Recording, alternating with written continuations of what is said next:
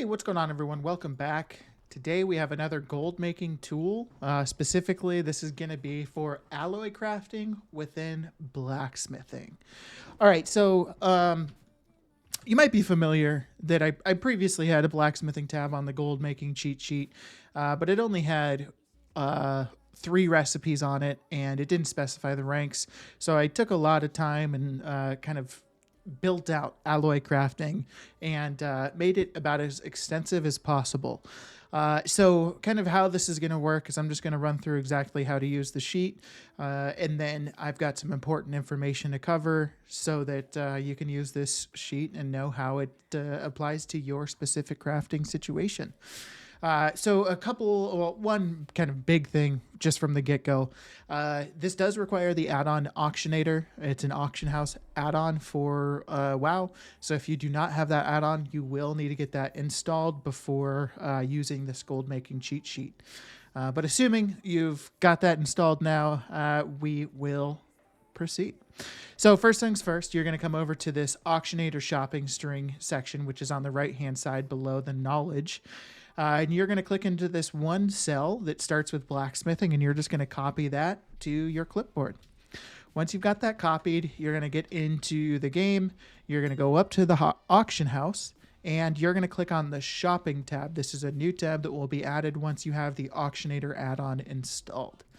You are going to click on the shopping tab, and then you're going to click import. Once you click import, you can paste all that information that you just copied from the sheet, paste it in there, and then click import again. Once you do that, that shopping list will be added to your list. To your shopping list, your list of shopping lists, I suppose, is probably the way to say it. And again, it's called blacksmithing. So all you need to do is click on that shopping list, and Auctionator will fetch the prices for every single item added to this list. Now you can see this wheel spinning around, so you will need to wait for that to finish spinning. That way we can just ensure that it has pulled the prices for every single item on the list. Once it's done loading, you can, on the bottom right-hand side of your auction house window, there's this export results button. So you can press that, and then everything will be highlighted automatically on this list. So you will just copy that, and then you'll go back to the gold making cheat sheet.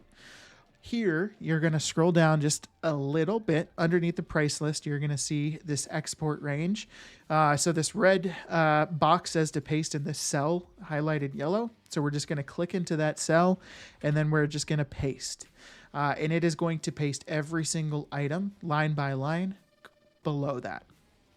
Now, essentially what happens is once you paste into this cell, all of the data is going to be transposed and is essentially pulled onto the price list. So every single item on this price list is pulling the prices from down here. So once you've done that, you're kind of at the end game, right? Like now you can look and see in the profit section what is profitable to craft and what is not profitable to craft.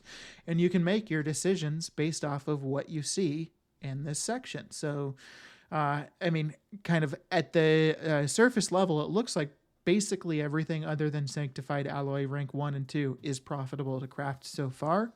And then you can see kind of like the return on investment. So like Ironclaw Alloy is saying that, I'm going to make, if I spend 100,000 gold to craft 100 or Ironclaw Alloy, I'm going to get 108.34% back. So I'd actually make 108,340 gold back. So that's kind of what the ROI is there for. So you can kind of get a gauge of, again, how much you're spending versus how much you're making back. Whereas looking at like Ironclaw Alloy, you're only going to make back roughly 11.5% of what you spent. But it's still profitable. So it's fantastic. 11.5% ROI is a pretty normal one. I would be happy with that. An additional thing that this sheet is going to tell you, looking over towards the right-hand side, is under this section called Craft the Mats. It's going to tell you just that. Should you craft the mats? So it's something that I talk about a lot, which is crafting the crafting materials you need to craft. So this is going to tell that for you. So let's look at Sanctified Alloy rank 3, for example. So this is saying that I should craft rank 3 core alloy. So looking at rank 3 core alloy, number one, I can see that it is saying that it is profitable to craft, and my price per core alloy will on average be 1,234 gold and 95 silver. Now let's go over to the core alloy price on the price list. So currently we can see that core alloys are selling for 1,366 gold and 97 silver. So if we change this to, let's say, 1,200 gold, number one, core alloy is not going to be profitable anymore because I'm still, based off of current prices, I'd be getting them for, or I'd be crafting them for 34 gold, 95 silver more than they're selling for on the auction house. But going back down to the sanctified alloy, it's now telling me I should buy the rank 3 core alloy because, again, crafting it is not profitable. And that's how every single one of these cells on this sheet is going to work. For some of the different crafts, so for like the core alloy specifically, it doesn't have anything that would require you to craft in order to craft the core alloy. So it's just going to be making some comparisons between ore prices and telling you which rank ore you need to buy. But for some other crafts like Iron Claw, Charged Alloy, some of the lower, like the rank 1 and 2 sanctified alloy, those are going to tell you if you should craft the core alloy along with what rank ore you should buy. And I mean, again, that's really it for the way the sheet works. Now, I mentioned earlier that there are some important things that I need to cover, so I'm just going to kind of run through those real quick here, and then we'll get into the knowledge side of things, skill points, all of that good, juicy information. So first things first, alloy crafting, and I think this kind of is the case across the board with most professions, inks, yada, yada, yada.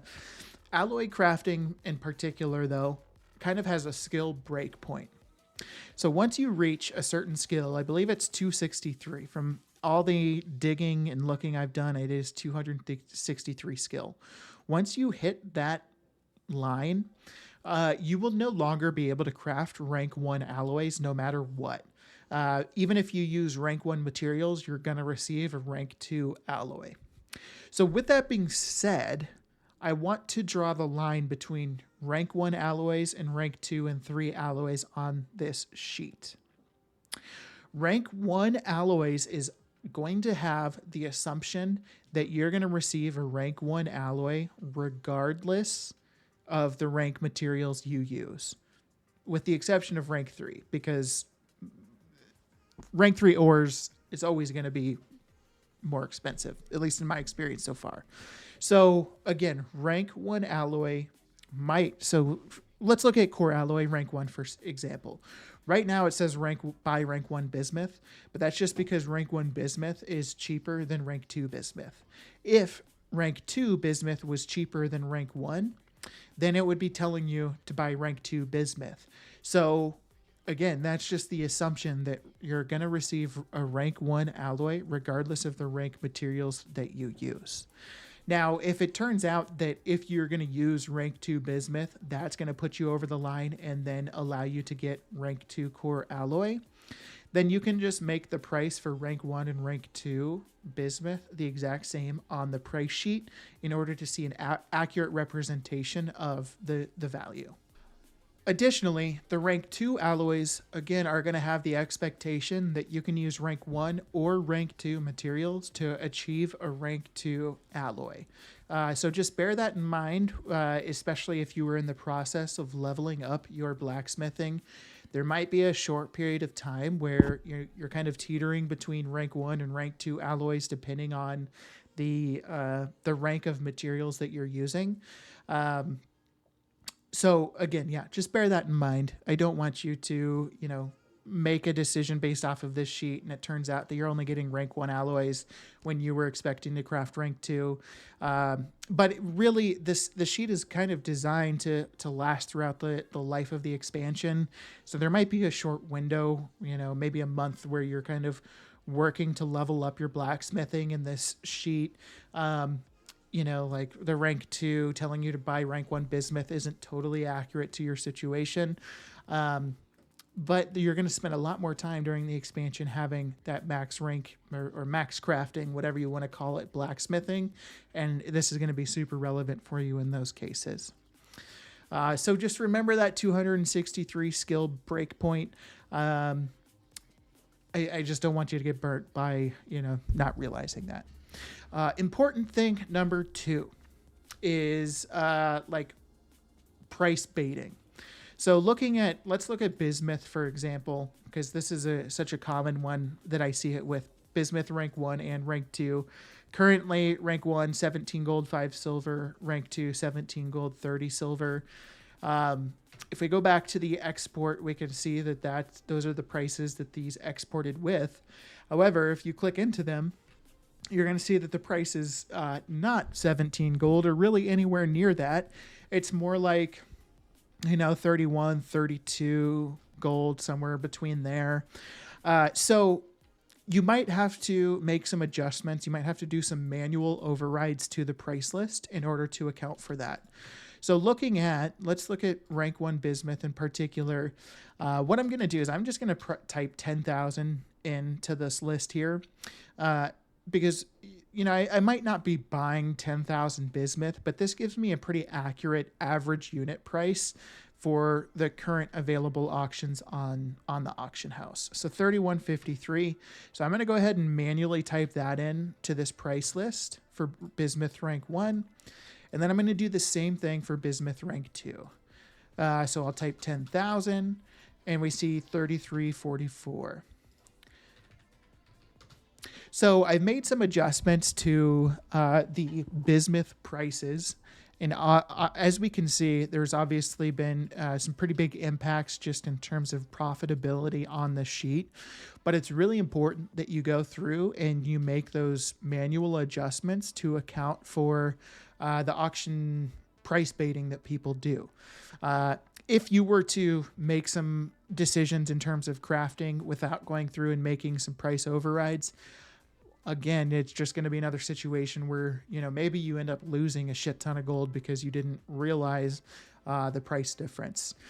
So it's important that you go through and you just double check that. A lot of times, kind of my general rule of thumb, if you see ROIs as big as this, there's probably, like a price bait happening, or your exported prices just unfortunately got one of those super cheap auctions. So again, if you ever see an ROI similar to this, I would just double check the prices that go into, whatever item that you're looking to craft is, just to make sure that they are accurate. Now, once you do make some manual adjustments to the price list, as I previously went through and made some adjustments to manually override the prices for bismuth, what that's going to do is that's essentially going to delete the formula that initially existed in the cell that allowed you to pull the prices from down here. So kind of my first recommendation would be is just after you do your manual overrides, just hit the undo button. And if you see this formula back in that cell, that means you're good to go. But the other option that you have is what I did is I went through every single cell. I added a little note. So when you mouse over a cell, this little note that pops up here is the formula that needs to exist in that cell. So again, you can either hit the undo button or you can mouse over the cell, copy the formula, and then paste it back in there to ensure that the sheet is functioning properly, essentially. Unfortunately, there's nothing that you can do, nothing that I can do, nothing that anyone can do, except for maybe the creators of the Auctionator add-on in regards to the bait auctions.